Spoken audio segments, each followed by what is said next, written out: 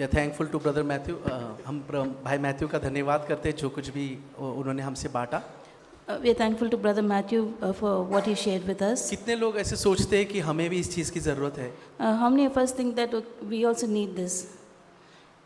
Only few hands. आपको पता है Jesus was waiting, Do you know? यीशु मसीह इंतजार कर रहे थे कि वो क्यों नहीं आए। Actually, Jesus was waiting for the lepers. That why didn't they come? क्या वो ठीक नहीं हुए?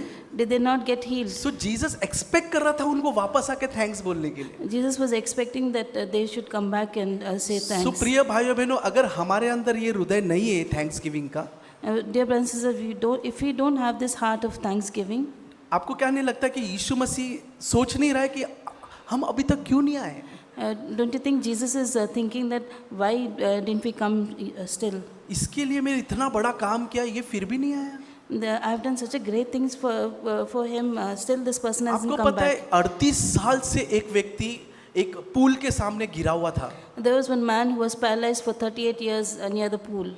वो कहता है मैंने बहुत बार कोशिश किया अंदर जाने के लिए, मैं उस पूल में उतर नहीं पाया। He says that I've been trying many times to get into the pool, but I have not been able to do so. बहुत कोशिश किया, उससे पहले पीछे वाले आगे चले जाते थे और पूल में चंगाई पाकर चले जाते थे। He tried so much, and people who had come later than him would jump into the pool before him, and they would get healed, and he would still remain like एक that. दिन 38 साल के बाद जब यीशु मसीह उसके पास आया, After 38 years, when Jesus came to this उससे man, पूछा क्या तू चंगा होना चाहता है?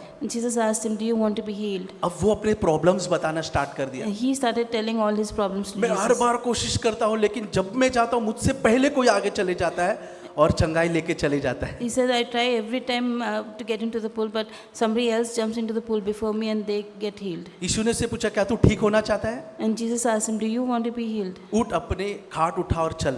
And Jesus said, "Get up, take up your mat and walk." लेकिन आप उसके आगे पढ़ो, जब कुछ लोगों ने उससे पूछा किसने तुझे बोला ऐसे करने के लिए? If you read further, then people came and asked him, "Who told you to pick up your mat and walk? किसने तुझे ठीक किया? Who healed you?" वो कहता है मुझे नहीं पता उसका नाम। He says, "I don't know that person's name."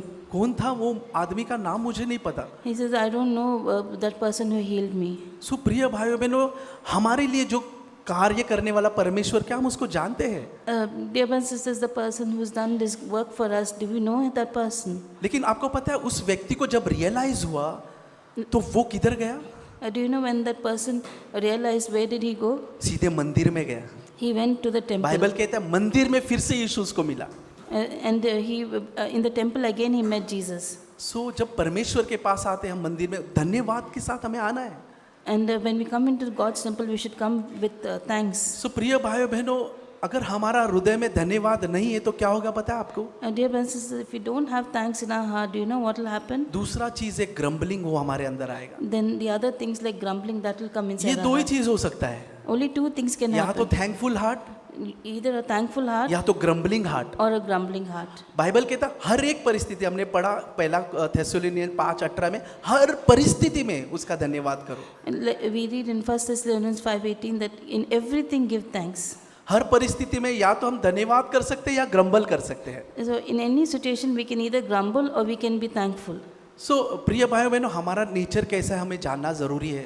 Dear brothers and sisters, it is important to know how our nature is. परिस्थिति जब हमारे पास कठिन तकलीफ आते, समस्या आती है, तभी भी क्या हमारा हृदय परमेश्वर को धन्यवाद देता है? When our situation becomes difficult and problematic, do we all, at that time also thank God? अच्छे समय में सबको ही दे सकता है धन्यवाद, In a good time, everyone can be thankful लेकिन to God. परीक्षा, तकलीफ और संकट जब हमारे ऊपर आता है, तब हमारा मन क्या करता है वो परमेश्वर देखता है। But when a test or a difficulty comes on us, then how our heart is, that's important. उस समय आपके मुंह से पहला वर्ड क्या निकलता है?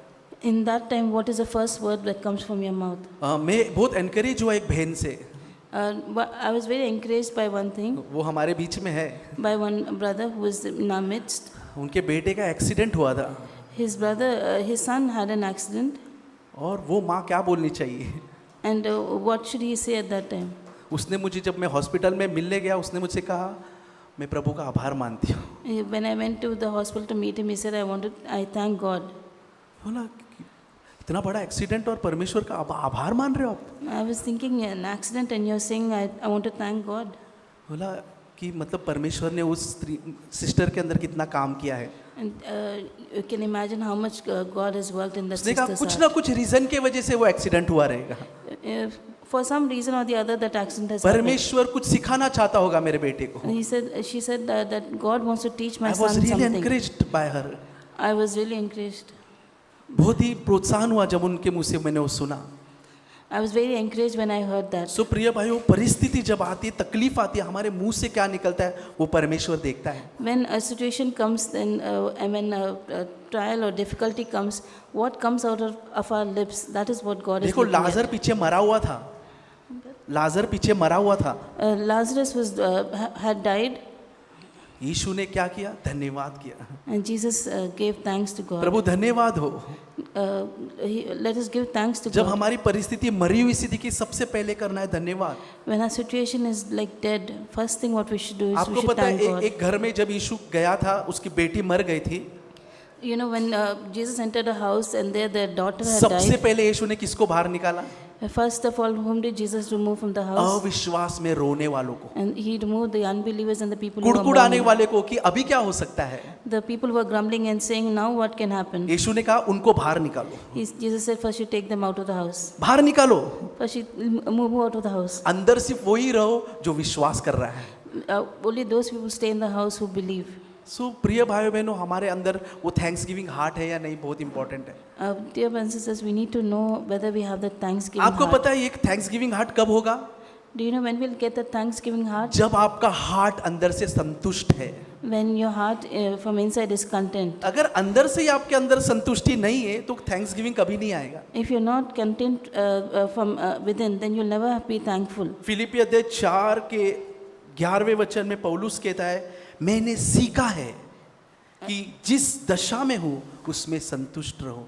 In Philippians chapter 4 verse 11, Paul says,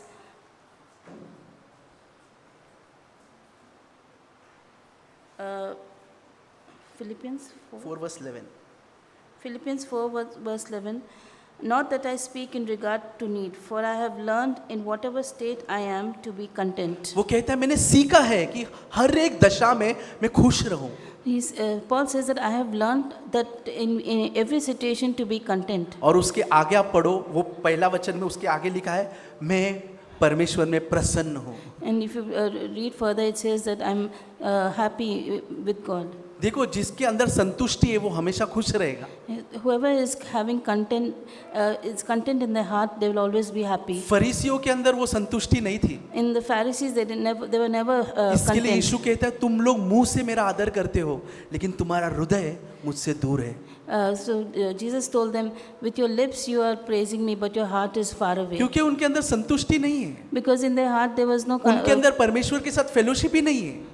there was no fellowship with God. इसीलिए यीशु कहता है तुम्हारा हृदय मुझसे दूर है, And that's why Jesus said that your heart is far फिर भी away तुम from मुंह me. से आदर करते हो मेरा। And even then you're just praising with your so lips. प्रिय भाइयों बहनों, परमेश्वर के साथ जो फेलोशिप है वो हमारे अंदर संतुष्टि लाता है, Dear brothers and sisters, the fellowship that we have with God, that will bring us और वही contentment. चीज हमारा कुड़कुड़ापन दूर करता है। And only that will remove the grumbling from our heart. सो परमेश्वर हम सबकी सहायता करे, ऐसा जीवन जहाँ हर परिस्थिति में हम प्रभु का आभार मानते रहे। May God help us that in every situation that we be grateful to God. हम सब कमजोर है, We are all weak in this. लेकिन पौलुस कहता है जो मुझे सामर्थ्य देता है उसमें मैं सब कुछ कर सकता हूँ। And, but Paul says, I can do all things through Christ who strengthens जो me. मुझे संतुष्टि देता है उसमें मैं सब कुछ कर सकता हूँ। That the person whom God makes me content, I can be और happy. परमेश्वर की उपस्थिति में आनंद की भरपूरी है। And in God's presence there is fullness of joy. सो प्रिय भाइयों, हमेशा बहनों, हम हमेशा प्रभु को आभार मानते रहे।